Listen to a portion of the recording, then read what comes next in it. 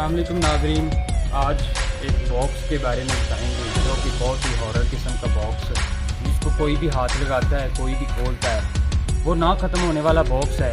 जो उसको ओपन करता है वो ख़त्म हो जाता है, वहीं पे बॉक्स दोबारा बन जाता है। तो ऐसी खौफनाक कहानी जो बहुत ही छोटी किस्म की है लेकिन आपको हैरान कर देने वाली और आपको परेशान कर देने वाली। उस बॉक्स को जब भी आप खोलें, उस बॉक्स को मिस्ट्री बॉक्स कहते हैं। वो ओपन होगा तो आप गायब आप और हो जाएंगे। तो आइए वीडियो को शुरू करते हैं, देखते हैं।